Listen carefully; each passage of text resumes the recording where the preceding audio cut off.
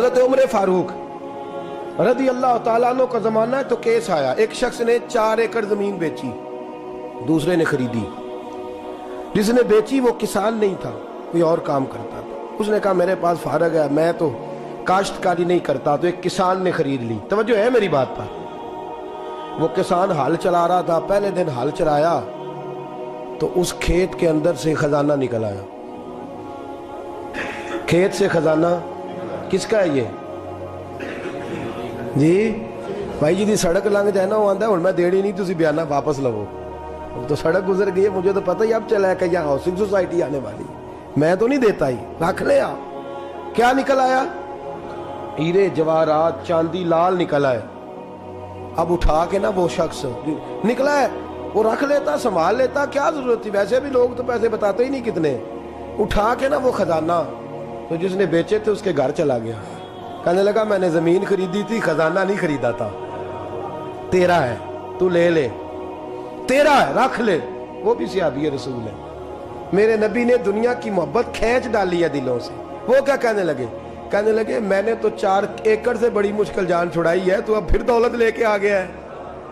اس نے کہا یہ تیرا ہے، تو ہی رکھ، میں نے زمین بیچی تھی تو جو اس کے اندر تھا وہ سارا ہی تیرا ہے، بیچ ڈالا تھا۔ کہنے لگا نا میں نے زمین خریدی ہے، خزانہ نہیں خریدا۔ وہ کہنے لگا نا بھائی میں نے تو ہر شے بیچ دی ہے، اس میں سے پھل اگے، پھول نکلے، وہ سارے۔ جاگ رہے آپ لوگ؟ آنکھوں ہے ہی کم جاگرن والا ہے، یہ ہوتا ہی نہیں۔ یہ عجیب معاملہ ہے نا جی۔ یہ فرشتے ہیں جو دنیا میں بستے تھے، یہ انسان تھے جن کو فرشتے بھی دروازے کھول کے دیکھتے تھے یہ کیسے انسان ہے۔ اب مقدمہ حضرت عمر کے پاس آ گیا، توجہ ہے میری بات پر؟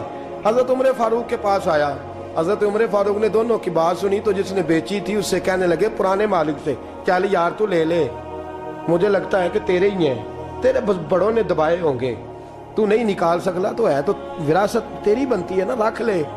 کہنے لگا عمر آپ کیا آسرائی کر رہے ہیں؟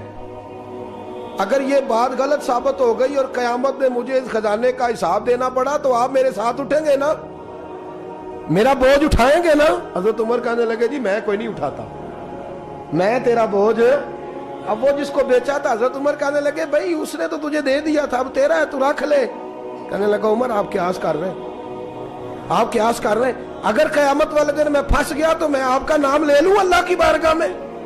حضرت فاروق اعظم نے نا سر پکڑ لیا، فرمایا میں فیصلہ ہی نہیں کرتا، تم حضرت ابی بن کعب کے پاس جاؤ رضی اللہ ہو۔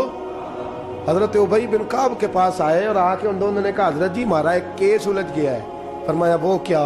صحابہ وہ صحابہ تھے جن کی ہر صبح عید ہوتی تھی، خدا کا قرب حاصل تھا، نبی کی دید ہوتی تھی۔ حضرت ہمارا کیس الجھ گیا، حضرت عمر سے فیصلہ نہیں ہوا، آپ مہربانی۔ فرمانے لگے وہ کون سا کیس ہے جو عمر فاروق سے فیصلہ نہیں ہوا؟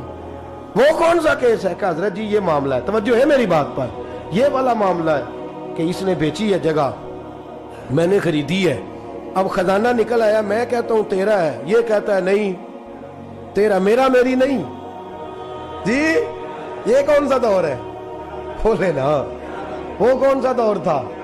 خیر الناس من ینفع الناس، لوگوں میں بہتر وہ جو لوگوں کے لیے نفع بخش۔ یہ کہتا ہے خزانہ تیرا ہے، میں کہتا ہوں نہیں، تو کون سا دور ہو گیا؟ تیرا تیری کا۔ حضرت سیدنا ابی بن کعب رضی اللہ تعالیٰ عنہ نے سر جھکا لیا، کہنے لگے میں فیصلہ کیا کروں، میں بہت بڑا قاضی ہوں پر یہاں میں بھی الجھ گیا ہوں۔ اب فیصلہ سنو، خوبصورت فیصلہ۔ حضرت ابی بن کعب اس سے پوچھتے ہیں بیچنے والے سے تیرے بچے کتنے؟ کہنے لگا جوان بیٹا ہے۔ خریدنے والے سے کہتے ہیں تیرے کتنے بچے ہیں؟ اس نے کہا جوان بیٹی ہے۔ کہنے لگا میں ان دونوں کا نکاح کر کے سارا سامان انہیں جہیز میں دے دیتا ہوں، ان کا نکاح کر کے سارا کچھ انہیں جہیز میں دے دیتا ہوں، تیرے گھر بھی آ جائے گا، تیرے گھر بھی۔ یہ فیصلہ سیدنا ابی بن کعب رضی اللہ تعالیٰ عنہ نے دیا۔